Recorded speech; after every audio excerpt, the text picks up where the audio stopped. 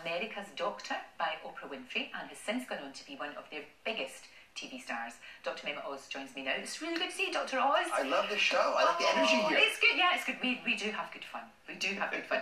So, America's Doctor, that's a big responsibility, but people really trust you, don't they? Well, you're very kind. You know, you think about it, 1,000 years ago, we all had a healer in our community. That's true. And so you want to have someone that you can talk, not just about your hernia, but also about life, a person who you can tell your secrets to. And so we talk about life on our show.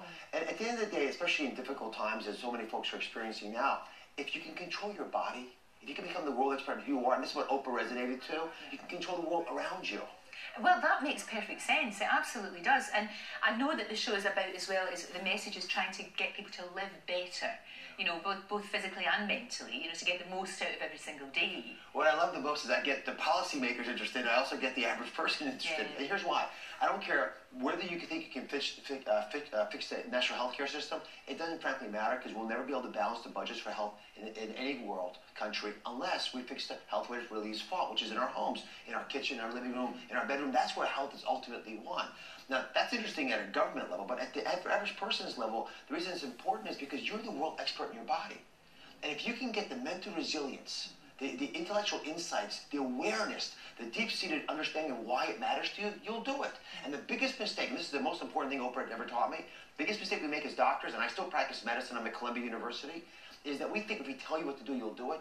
People do not change what they do based on what they know. They change based on what they feel. So if I can get you in your heart to understand that it matters to you, especially for the women out there, because they're the health providers of their families, they take care of their sons and their husbands and their fathers. If they get the message, they change the world. No, because we do have a massive problem. I know in America there's a huge problem with obesity, particularly with children. And I know that you set up this health corps, which I think is an amazing idea. It's just to try and get the message across, and to try, as you said, make people change in themselves, one at a time. Well, kids are the future, right? Health Corps is a program that, like the Peace Corps, goes and teaches kids in schools about their own body. We've done great work with Jamie Oliver, who's been on the program. Yeah. And I love He's a big pioneer over here as well for that. But we see that as the opportunity, but I'm really concerned across the board, all age groups, because so many folks have forgotten the essence of what health is all about. When you walk into a grocery store, you're walking into a pharmacy. Those foods have the nutrient values you could never imagine. So on the show, we speak a lot about not just, you know, what kinds of new procedures are out there, what kinds of supplements you might want to think about, what kinds of emotional burdens you face, but also the power of food, the importance of how you do physical activity, but do it the right way. So if you combine right insights and with the emotional hook to make them happen in your life, all of a sudden people realize, my goodness, I had it all there. I can live at 100%. And here's the question for you. If you can hear my voice, this is the question for you. Are you living life at its fullest? And most people, if they're honest, will say, you know, I'm living at 50%, but it feels like it's always felt. We got to change that. No, I think you're absolutely right. I mean, I think something just clicked with me when I started doing exercise that I enjoy. And I started eating food, not just for, we eat for emotional reasons. Nadia was talking about it earlier on. Oh, I'm a bit bored. Oh, I'm a bit fed up. Oh, I deserve this. I deserve this glass of wine and this massive, great big bar of chocolate because I've had a hard day. It's that, isn't it? It's just getting yourself out of that mindset. You know, you're looking for love in all the wrong places. You have this empty void inside of you, a desire to fill it with something. And it's actually connection. The biggest plague, the biggest epidemic we have in the world right now is a lack of intimacy.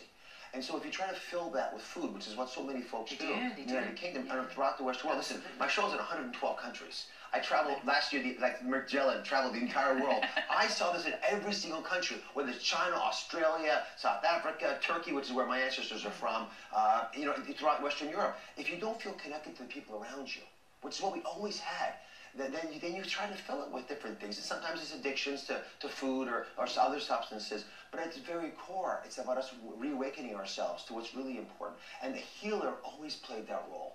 There was always someone in your community that was that sounding board. And I think at its essence, that's what I've tried to do with the Oprah show. I've probably did 80 shows with her talking about this. And on my own show, which, you know, we've done my 400th episode. Wow. I just taped before I left to come over here. You know, my family has very close ties to the United Kingdom. My daughters always come over here for years abroad, gap years.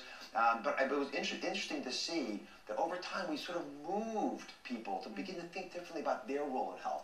And yes, I want you to have that connection with your doctor, but it's got to be one on your terms. I'll give you one little tip for everybody right now. Right.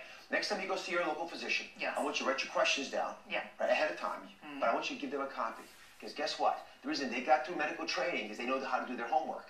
So if you give them your agenda for that meeting, that becomes their homework, they'll answer your questions on your timeline. It's shifting the locus of power back to you. That sounds good. Great advice. Dr. Ross, thank you. I love it. Come back and see us anytime you're in the UK. I would love Very to join you. wise words. Do I get a kiss? Oh,